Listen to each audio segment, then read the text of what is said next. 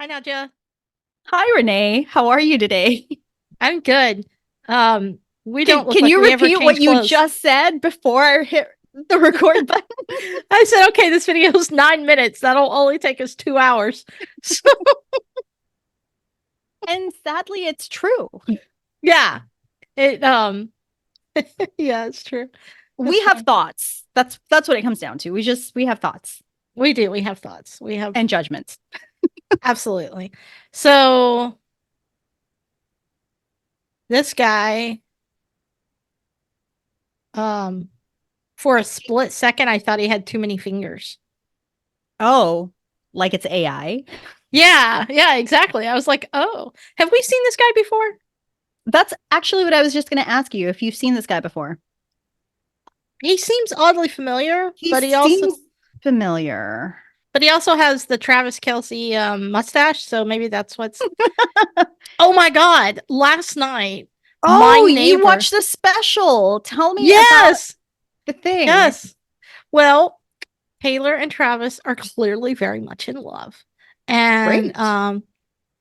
they're doing great. It seems. I mean, obviously they were not there for this. This was TMZ, you know. So, Oh, TMZ. yeah, but the odd thing is, Dr. Phil was on there talking Dr. about. Phil. Yeah, his perception of, and so was Mark Cuban. That seems No okay. So Mark idea Cuban why. seems really random, but Dr. Phil, I don't know. He's a I relationship expert, at least, you know. well, he's a self-claimed relationship Sure. expert. I have I'm a problems. self-proclaimed YouTuber, I was gonna so say you I know. have problems with him and some of his approach, like the approaches that he's Oh, had, I have a lot of especially problems with him. yeah, especially for like childhood trauma and things like that. I feel like it things could be done in a better way. I don't like his approach, is what it comes down to. Well, I'll tell you, and I don't want to go down this rabbit hole too far, but I just tried to listen to him. He was just on Joe Rogan, Hmm. and I just couldn't listen to it. I just had to Okay. turn it off. I was Okay. just So like, I tell can't. so tell me I about the can't. TMZ special that had Mark Cuban Sure. and Dr. Phil. Yeah.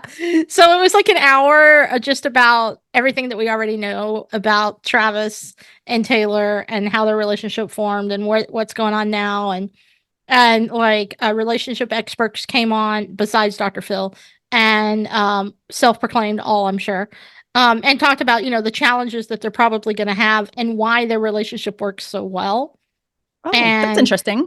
it was interesting. It was actually really it was so interesting that Andy ended up actually watching it with me. Oh, she did? Uh yeah, and we were like talking about it the whole time and it was really fun.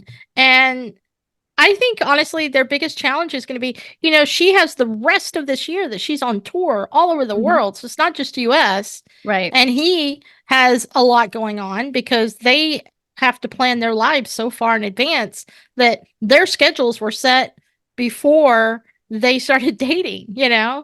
And so now they have to try to find ways to fit each other in. And so the relationship expert lady was saying, I think their biggest challenge is going to be how do they manage that? Because they're not going to get to, spend these bulk times together where they get to run errands at CVS. Not that either one of them ever actually do that anyway, Sure. but um, when they're literally in different parts of the world, how do you carry and establish a strong relationship? If they can get past that, they're like ideal for one another because he doesn't have self-esteem issues. Um, he has no problem with her power Right. and she Yeah. has no problem with his power, and they're not in each other's lanes. They are Hmm. both at the height of success in their own In in completely their different own lanes. industries. Yeah. Hmm. Yeah. And so Yeah. it was interesting. It is interesting, but I also feel like considering so celebrities are just like everybody else, except they have more resources. Really, Right. that's the biggest difference. They have Hmm. resources that are not available to the general public, whether it's, an a status thing or monetarily, right? Hmm. So I feel like, yeah, their biggest challenges of, distance and things like that are the same as long distance couples in college or, Sure. Yeah. just in regular relationships. But because they have access to more resources, I feel like if they want to make it work, they have the means to make it work. That's a good point. You are the product of a successful long distance relationship, Yeah. right? Yep. Yep. That's My right. I husband and I, forgot about that. yeah, when we were in college, when we were dating, we were in completely different cities. Now we were both in the state of Texas, but Texas is huge. That's big It's very, state. very big. I was at Texas Tech University in Lubbock, and he was at UT Austin in Austin.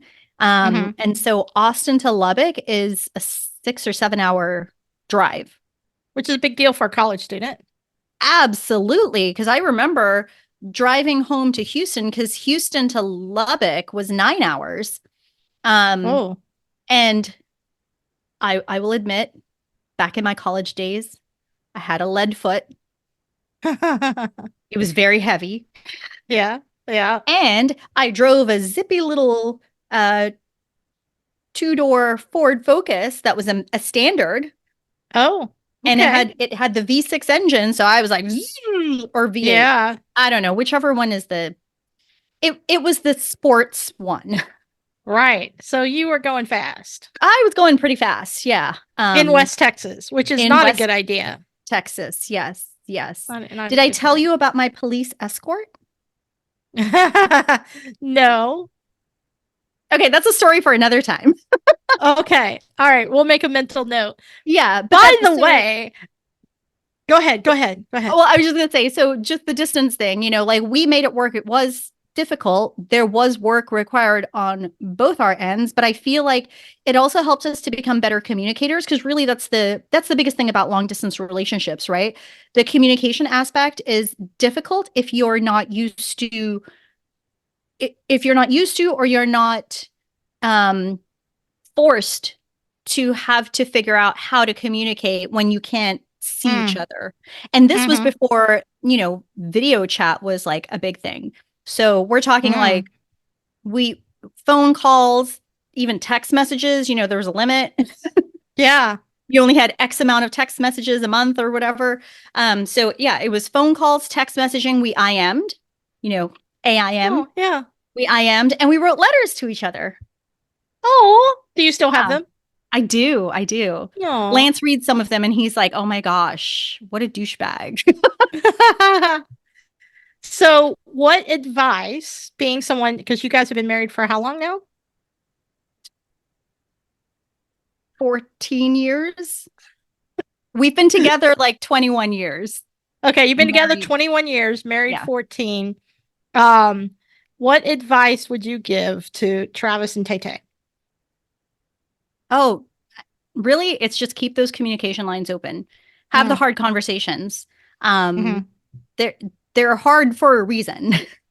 Right. But as long as you can have the conversation, like you can speak it out and then it's out there, at least the expectations are out in the open. Like that's hands down the biggest thing, because we didn't see each other very often. I mean, there was a point where we were in a rhythm where we tried to like alternate visitations, like like we have joint custody or something. Yeah.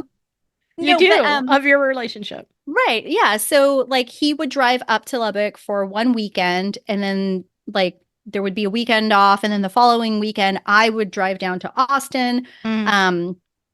And we had that rhythm for a little bit, and then, work gets in the way, just life gets in the way, money gets in the way, because gas money was kind of important during that time.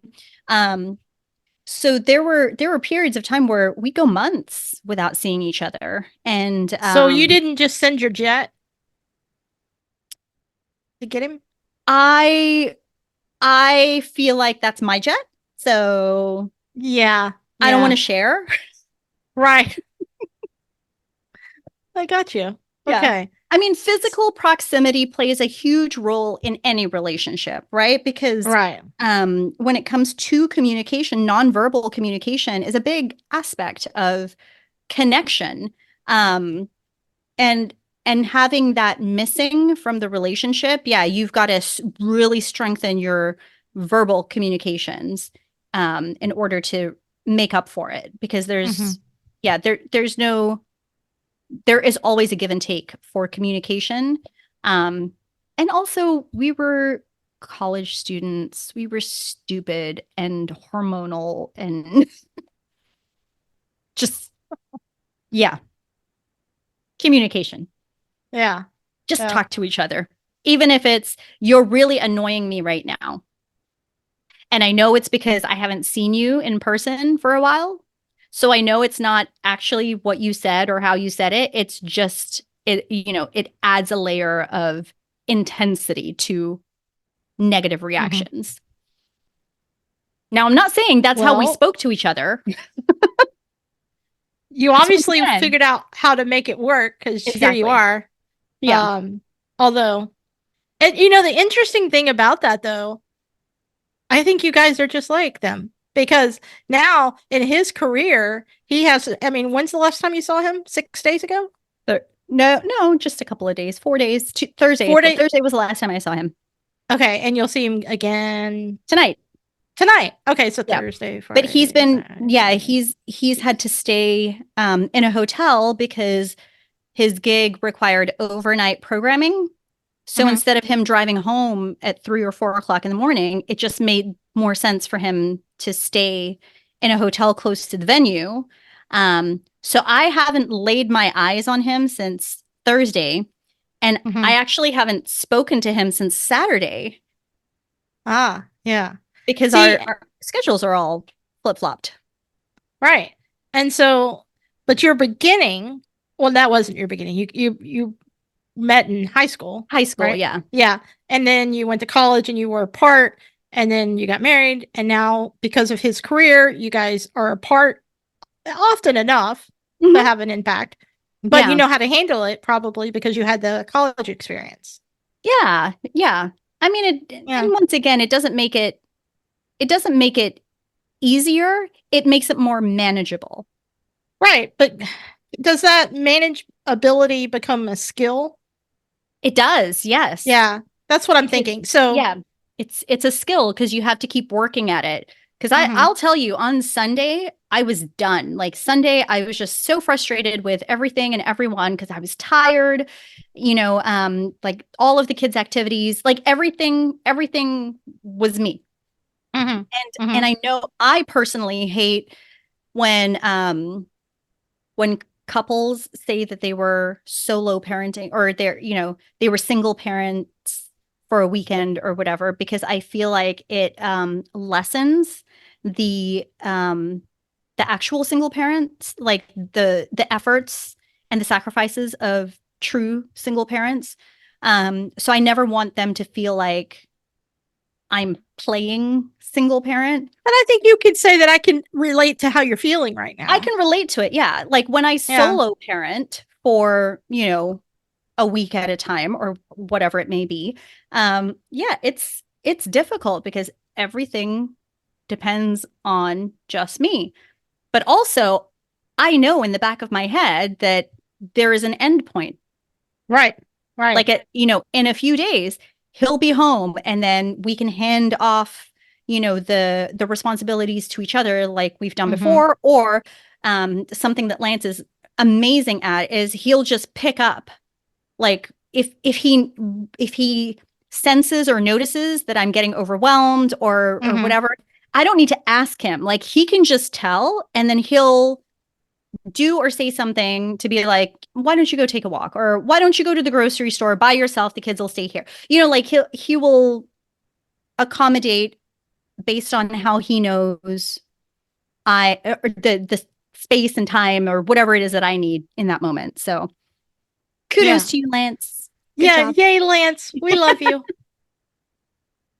So once again, we went off on a tangent before we Right. By the way, what I was going to say is this video is about remembering everything with this pocket notebook system, which has nothing to do with long distance relationships. Or I assume, I haven't watched it yet. I really don't know. It might be all about dedicated to Travis and Taylor, which they're now calling Trailer. which Trailer. Yeah, I hate that. I'm not sure I'm on board with that I yet. hate trailer so much. Yeah. I'm not completely sure that I'm with that one yet. It should be Tavis. I don't know. Tavis? Tavis. Tavis. Tay. I like TNT. TNT. Okay, TNT. I know that's harder to say than Tavis. I know we're looking for something.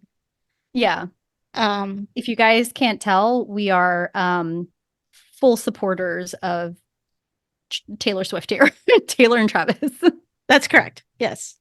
Go Chiefs. Oh, right. Football team.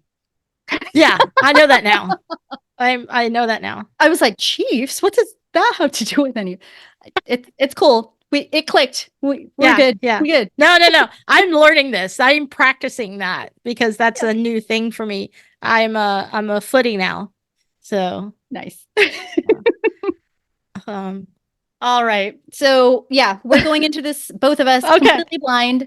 Pocket notebook system. I mean, we love organizational systems and any tips, tricks, hacks, and I'm always curious to see what other advice other people might have. So, well, and God knows I could use some remembering things. So, and wait.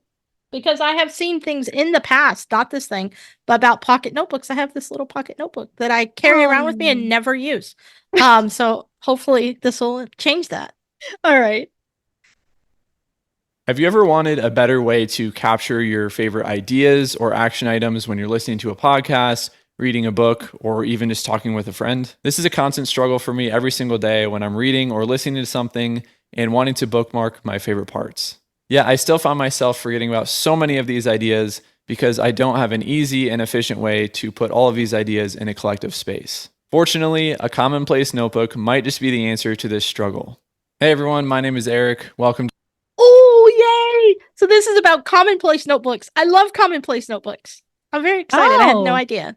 Okay. Well, and I was going to say, this is something that you brought up earlier was the fact that you like listening to audio, like YouTube, and that way you can have it in your pocket and you have your earphones in as you're going about doing, daily whatever.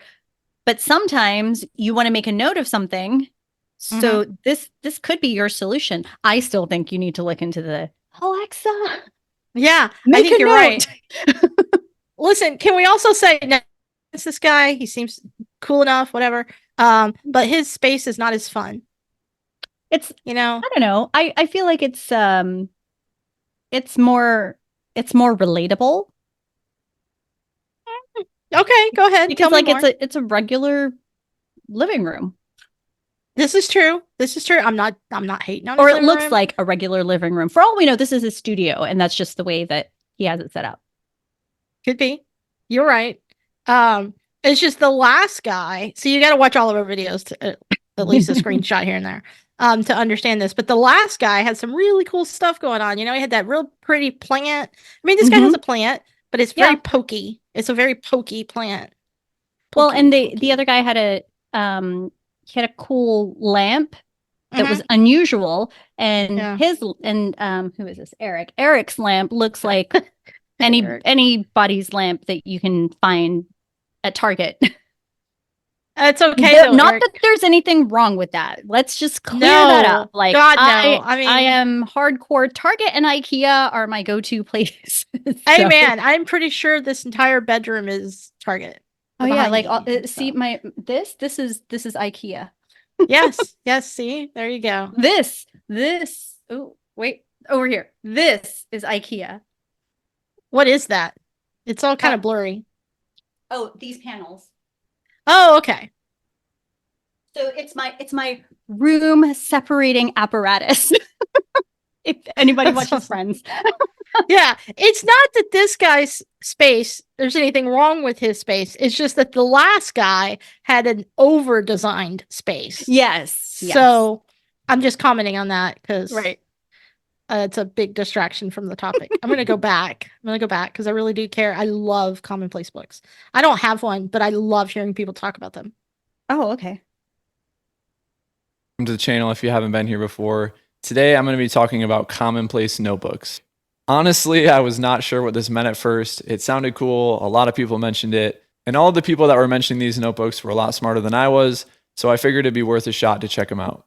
So for this video, I decided to do some research and figure out what a Commonplace notebook was all about.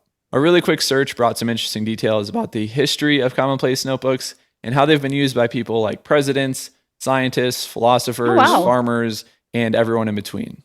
To put it really simply, a Commonplace notebook is a way to collect details around you that are relevant to you in some way. Rather than writing things down introspectively like a diary or journal would be, a Commonplace notebook is a way to document things only from external sources. I see them as a way to process, digest, and synthesize ideas.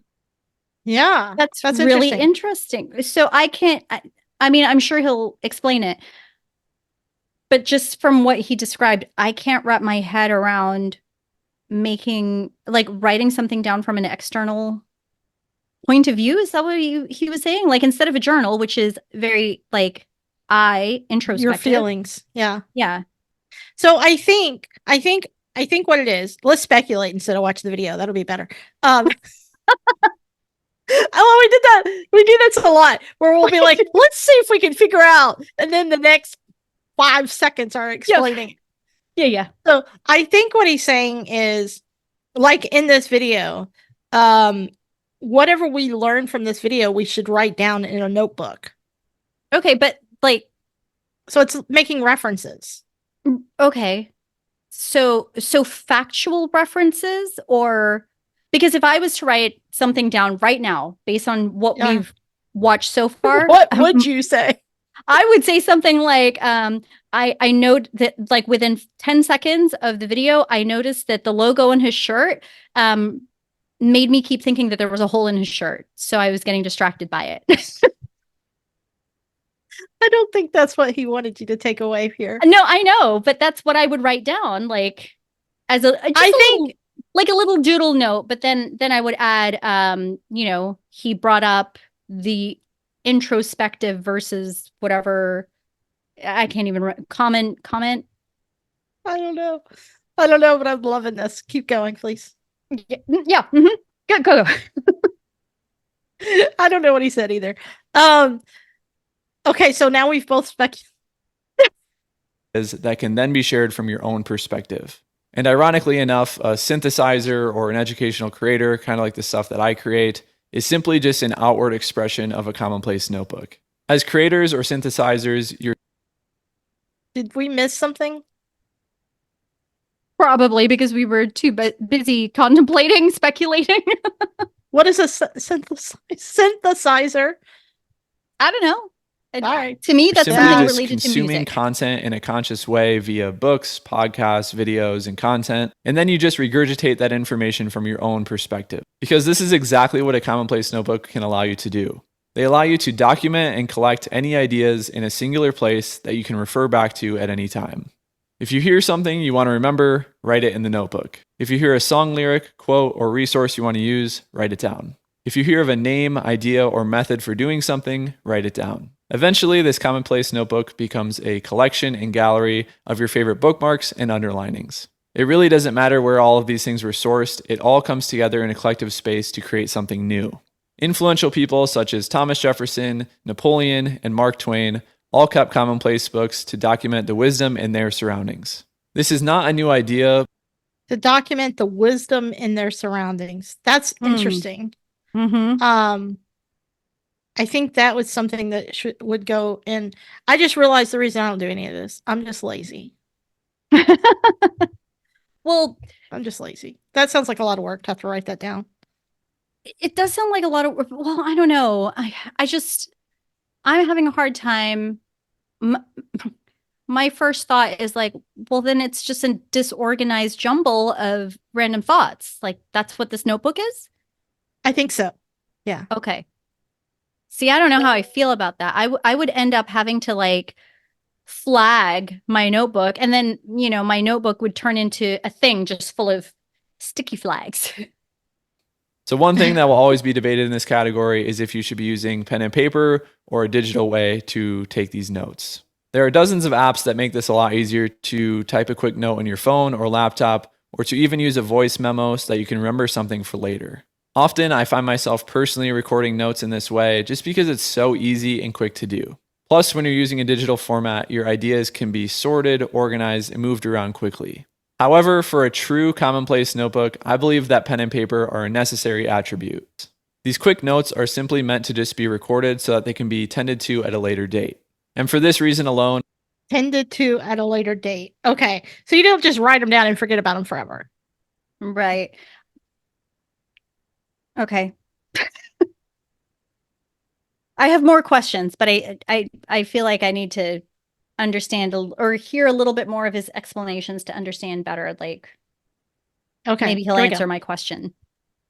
so another common question is how organized should this commonplace notebook be? Okay. Absolutely. If you're somebody like me who likes organization, the thought of just a bunch of random ideas on the pages seems a little bit overwhelming and messy. But Yes. honestly, the organization Yes. Absolutely. That's the problem that I was having wrapping my head around this. And that's why I was wondering. So basically this is like it's a physical Twitter feed. Because you're just right? Yeah. Like it's just stream of consciousness. Like, oh, I like this quote. I'm gonna write it down. Oh, I like this song lyric. I'm gonna write it down. Oh, the thing that person said was really insightful. I'm gonna write it down. I feel like that's what people do with Twitter right now. So it's Yes. just a physical Twitter, but for yourself. Yeah. It's a private Twitter. It's a private Twitter. Yeah. Hmm. Hmm. But I'm curious about the organization of your commonplace. aspect. Okay. So sorry. I didn't mean to. No. We should probably watch it.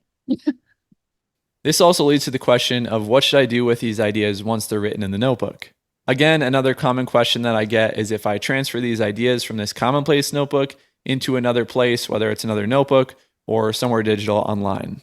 And the answer is that so far I do not have an ideal system for this. But I will say with a commonplace notebook, I do think What? Come on, man. Okay. my personal writing process flows like this. I collect any notes, ideas, or quotes in a notebook or digital app. I block out time for a writing session, typically in the morning. Then I choose a specific idea to expand upon. I write for 30 to 60 minutes with this idea as the topic, and then I repeat this process over and over. Really, this is how all... Yes. Okay. No. Okay. So this makes more sense now that he's explained his process. So now, because he went in describing like this, not even the system. He went in describing, huh? I'm just gonna get some of your tequila here. Keep going. Tequila gin, yeah. He jumped right into the commonplace notebook, which is the tool, right? Or the strategy, without explaining what the end goal is. So I didn't have any context to put it towards. But if I was really struggling with that. Yeah. So if he's saying this is how he gains inspiration when he writes, that makes way more sense. So yes, basically he already has an idea of, I don't know, maybe not what the general topic is, but he has an idea of the types of things that he wants to write about or create content around, right? So because he has that in the back of his head, everything that comes up as potential inspiration, that's what he's connecting it to write it down. Because that's where I was having a hard time. I was like, so you just, anything that that your brain just goes ding, you write it down? Like that makes no sense to me. Yeah. But now it makes more sense. So for example, for you, like if your goal is to write however many blog posts regarding note-taking or technology tools, things like that, you've already got that in the back of your head. So anytime something interesting comes along that's related to those topics that you have just sitting in your subconscious, then you're like, oh, I should make a note of that because that would be a really interesting thing to write about later. Yes, that makes so much sense. It does, right? As opposed to just an interesting quote. In that thoughts. context, a quote makes sense too, right? Like a story, a quote, something that you heard that you could. But it's related to, like, there's something to anchor it to. That's where I was having problems. I had nothing to anchor these random thoughts, these abstract thoughts. I'm like, are you just grabbing random things? And you're like, yeah, let's put that in the notebook.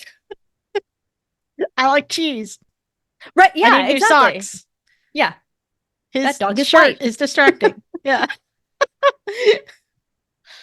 I'm sorry, Eric. You're awesome. No, that makes Eric. it makes way more Yeah. sense now. I get it now. Okay. Ryan Holiday, who most of you probably know, wrote about Commonplace notebooks in a blog post back in 2014, and he quoted this: "Use them. Look, my Commonplace book is easily justified. I write and speak about things for a living. I need this resource, but so do you. You write papers, memos, emails, notes to friends, birthday cards, give advice, have conversations at dinner, console loved ones, and tell someone how special you feel about them. All these are opportunities to use the wisdom you have come across and recorded to improve what you're doing with knowledge passed down through history." I think this is really well said because I too write and speak, whether it's for the videos you're watching right now or for newsletters and blog posts that I create each week. But even beyond that, I think it's extremely beneficial to have a Commonplace notebook just to observe details, document things in your life, even if you're not using them to write, share, and create for a living. Okay. Yeah. So basically, it's a notebook that has a collection of topics, ideas, thoughts that are related to, like I said, like an anchor topic. So basically, it's more of an on-demand spreadsheet. Like, you know how we have our master resource list where we put the links or ideas of things that we want to talk about. So that's what the Commonplace notebook, or his pocket notebook system using the Commonplace notebook, that's what it is.